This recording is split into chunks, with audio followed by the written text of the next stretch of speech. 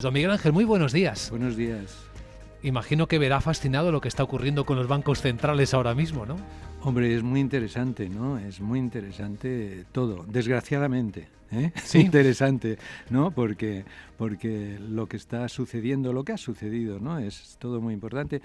Pero a mí especialmente el tema ¿no? ¿Sabe? Del dinero de los bancos centrales, desde que me jubilé me he dedicado solo a eso, a reflexionar. Entonces, verlo en vivo y ver qué decisiones se están tomando, qué está pasando, qué problemas estamos teniendo, realmente lleva a aprender, que es lo más divertido que se puede hacer en esta vida, ¿no? Pero ¿llegó a imaginarse usted alguna vez que los bancos centrales iban a estar comprando activos, papel comercial, bonos de las empresas, como hoy mismo hacen la FED o el de Japón? No exactamente eso, pero sí es verdad que cuando uno estudia la historia de los bancos centrales, que son relativamente recientes, ¿no? Desde el siglo XIX para acá, se produce todo un proceso de que cada vez van tomando más decisiones, interviniendo más, regulando más, porque, y esta es la explicación del libro que yo acabo de publicar, porque el dinero es muy frágil, el dinero bancario.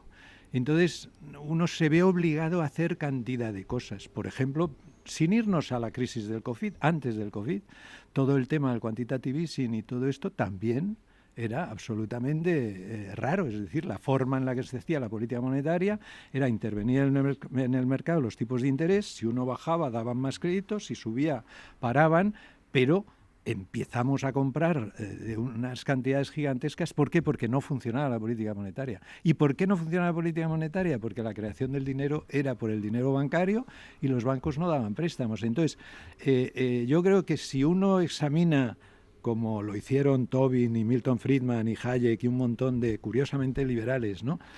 A lo largo de los últimos años, puede entender bien lo que está pasando. Ahora, tanto como predecir que va a comprar papel comercial, bueno, antes de eso hemos visto al Banco Central, sin necesidad de COVID, de Suiza, comprar acciones de Apple. Ha sido el accionista individual más importante, un banco central. Esto era pensable. Y habla usted de la fragilidad del dinero. Tampoco imaginábamos que los bancos centrales iban a imprimir dinero como si no hubiera mañana, como está ocurriendo ahora.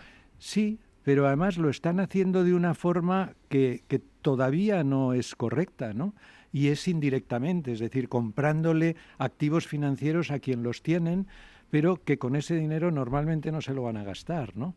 Si tuviéramos otro esquema, lo que harían era imprimir dinero y dárselo al que lo puede gastar, con lo cual el impacto en la economía sería inmediato y no indirecto.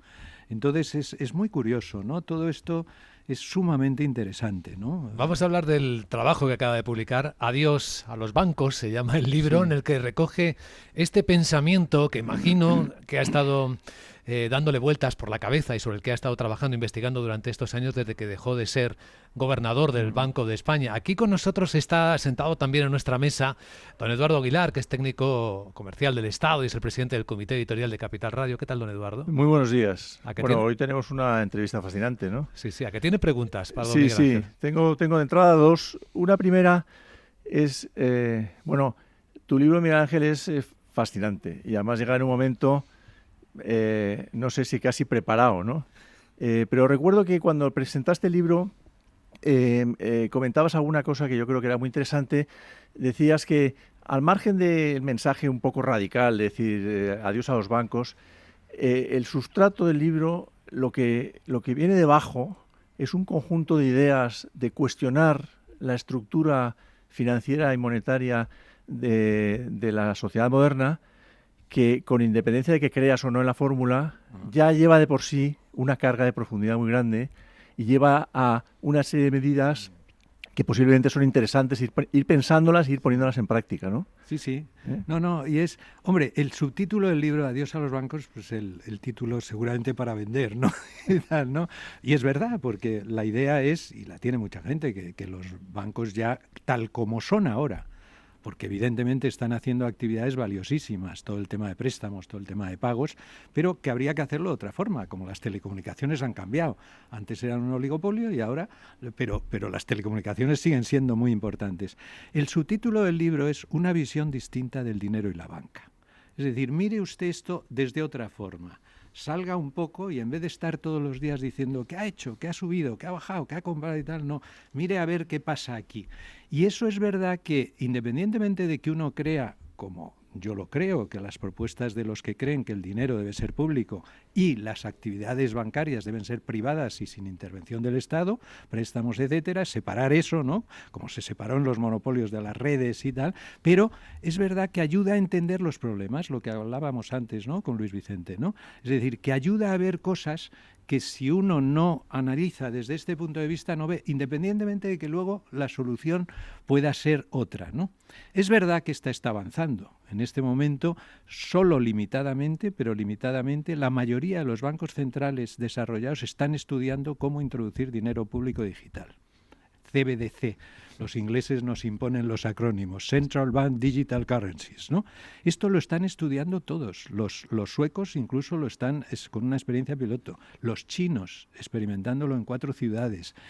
Es un tema limitado, no es el tema de todo el cambio del dinero, pero ya es la posibilidad de que, igual que en el siglo XIX había dinero privado físico, billetes físicos, y se dijo, no, el dinero debe ser público, y ahora es público, ahora los billetes son públicos, ahora el dinero digital es todo privado, son depósitos en bancos privados. Pero ¿por qué no tener dinero digital público? Es decir, que no tenga riesgo, que sea un dinero seguro, ¿no? Entonces, y hacer desaparecer el privado, el dinero líquido, porque fíjese, don Miguel Ángel, que el PSOE ha pasado muy desapercibido, pero el 24 de abril presentó en el Congreso una proposición no de ley en la que planteaba, entre otras iniciativas, eliminar gradualmente el pago en efectivo, con el horizonte de su desaparición definitiva. Sí, yo creo que eso está metido dentro, es una línea. Yo lo he leído, ¿no? Porque lo sacó El País en primera página y tal. Es una línea dentro de un paquete de reducción del fraude. Es decir, es una forma que no es rara en muchos países. Es decir, es de alguna forma ir reduciendo el valor de los billetes, ¿no?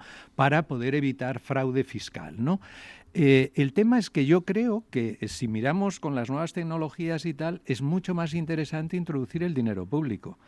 Porque el problema es que ahora, si nosotros quitamos el dinero físico, mucha gente que está utilizando el dinero físico, que son gente en general popular y tal, y gente, no tendría más remedio que pasar por los bancos y tener dinero privado y abrirse una cuenta bancaria. En cambio, si hubiera un dinero digital público, como son ahora los billetes, que es que uno pueda tener dinero del Banco Central y tenerlo en el móvil, entonces la gente no tendría por qué pasar por los bancos. ¿Pero público, controlado por instituciones públicas, o como el Bitcoin, una criptodivisa que sea de todos, de verdad? Vamos a ver, la idea es la siguiente, público exclusivamente por dar la seguridad.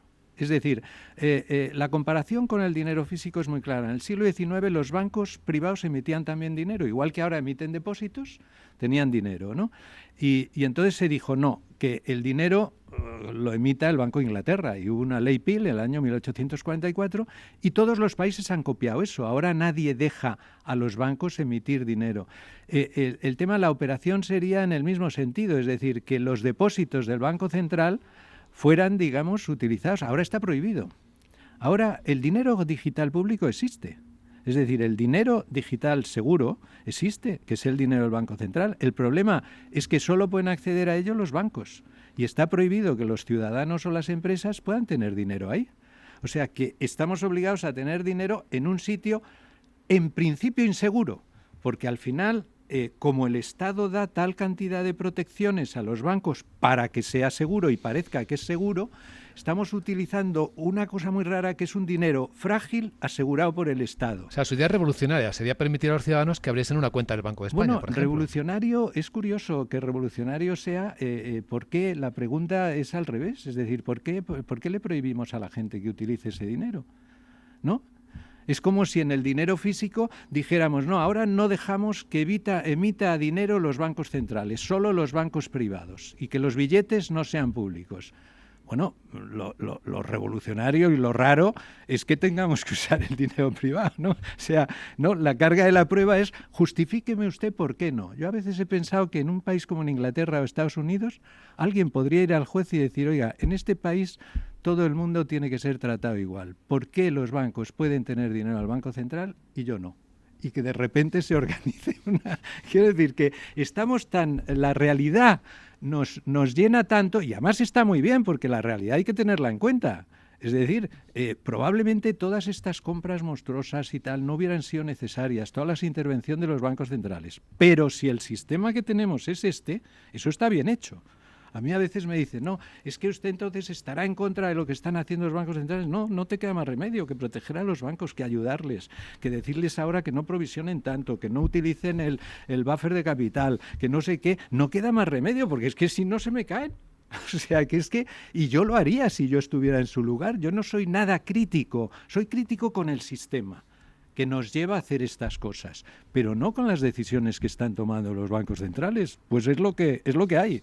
Eduardo. Sí, Miguel Ángel, ¿qué ha pasado con la crisis del COVID a favor y en contra de tus tesis? ¿O qué se te ha pasado por la cabeza mientras pasábamos esta pandemia?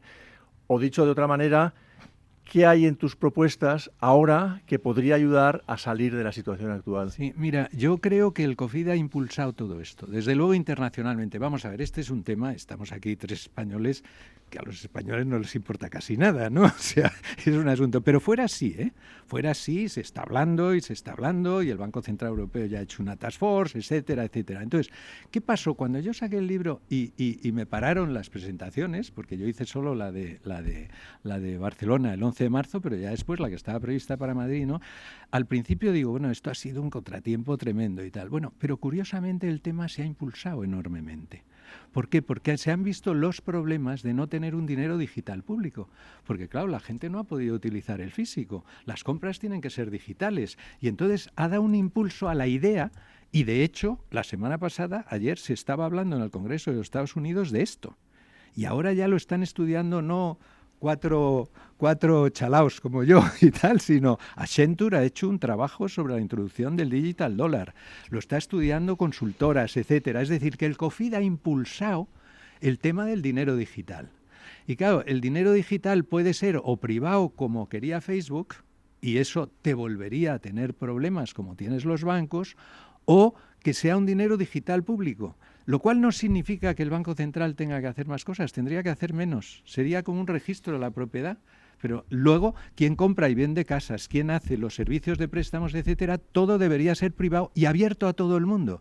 Porque ahora el problema es que al proteger a los bancos impedimos que las empresas más innovadoras entren en estos negocios. Para mí, lo peor del sistema actual no es tanto la crisis bancaria, que está más o menos resuelta con es el impedir la innovación en un caso tremendo. Y esto Facebook lo ha mostrado claramente, al principio con una propuesta mala, pero ahora están variando, que es: si a mí me dejáis, yo puedo hacer que se puedan hacer pagos con un teléfono móvil que vale 30 euros, sin necesidad de tener cuenta bancaria.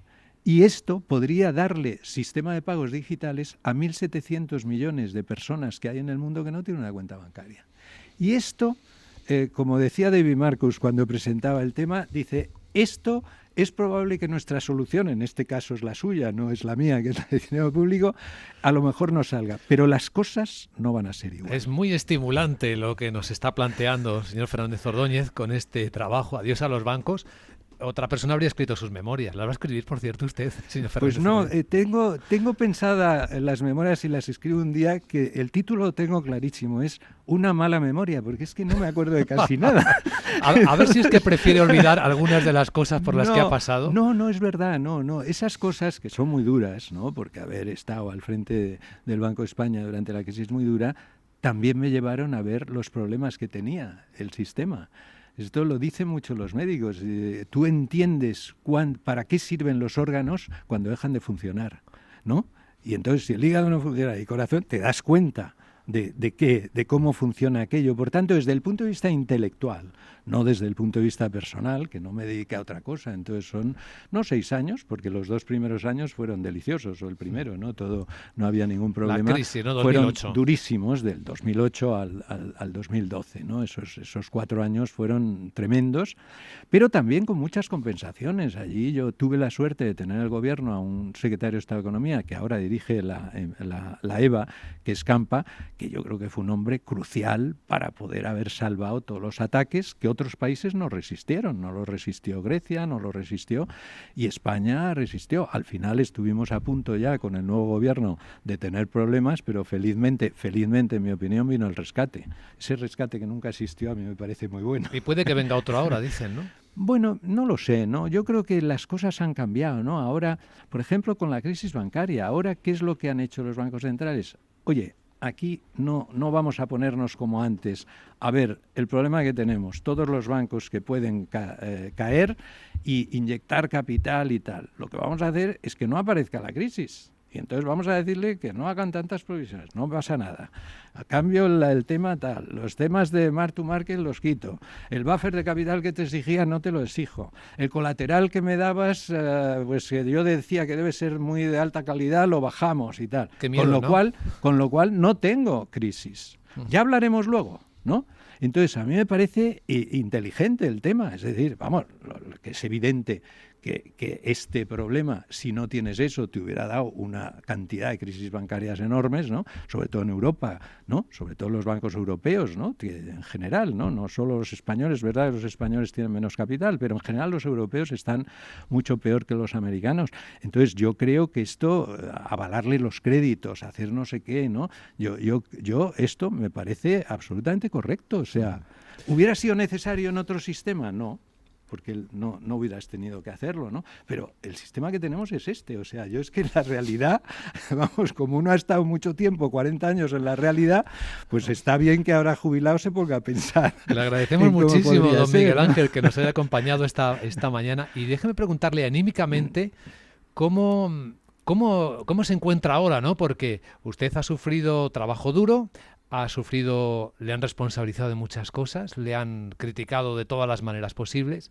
¿Cómo llega hasta aquí? ¿Se ha perdonado usted a sí mismo? ¿Ha perdonado a los que le criticaban? ¿Cómo se encuentra? No, bueno, yo entiendo que es lógico, ¿no? Es decir, que la gente critique y bueno, pues yo creo que si no se hubiera hecho todo lo que se hizo en aquel momento, hubiera sido un desastre. Es decir, todo aquello que le obligaron a decir a Rajoy en las elecciones y que llevó los 6 primeros meses de no hay que meter un euro en los bancos, es una barbaridad. Si no se hubieran metido dinero en los euros. Y luego la mejor defensa la hizo después del rescate, la mejor defensa de salvar a los bancos, que yo creo que si tuviéramos otro sistema no sería necesario, la hizo Rajoy en las Cortes. Está en el boletín de las Cortes, se explica, porque además se explicaba muy bien. Salvar a las cajas, no a los bancos, ¿no? No, a los bancos también, porque si no se hubieran salvado a las cajas, los 3 grandes bancos hubieran quebrado.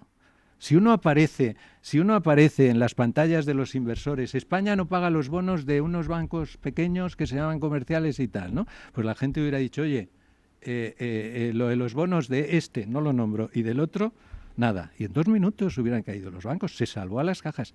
Y también algunos bancos que se salvaron gracias a fusiones. Acuérdese, Guipuzcoano, Pastor, etcétera. ¿Por qué? Porque, y eso es verdad, los accionistas de los bancos son mucho más razonables que los de las cajas, que vaya usted a saber quiénes eran. Y entonces ayudaron a hacer fusiones, como se ha hecho también luego con la del Popular y tal, que evitan de alguna forma, pero eso fue una forma de salvar una serie de bancos que si no hubiera habido que intervenirlos, ¿no? O sea, no, y sobre todo, esto lo digo siempre, es verdad que se ayudó a las cajas, pero de ahí a saltar a decir que los bancos no recibieron nada, recibieron la enorme ayuda de ese dinero que mandó la idea a los inversores de que no se dejaría caer a los bancos grandes. Y esto se hizo en España, porque es curioso, eso no lo dicen los críticos. Ningún país desarrollado ha tenido como España, y yo creo que es gracias al Banco de España, no a mí ni nadie, y a la supervisión, que ninguno de los grandes bancos ha necesitado ayudas. En Inglaterra el segundo y el cuarto, en Francia el tercero, en Bélgica y en Holanda 2/3, en Estados Unidos los 7, luego salió bien, pero tuvieron que meterle dinero a los 7. España es el único país que los 3 grandes bancos más importantes, Santander, Bilbao y la Caixa, no necesitaron ayudas. Hombre, esto a mí me parece bien. Entonces, ¿con qué ánimo? Pues yo es que creo que no fue tan mal.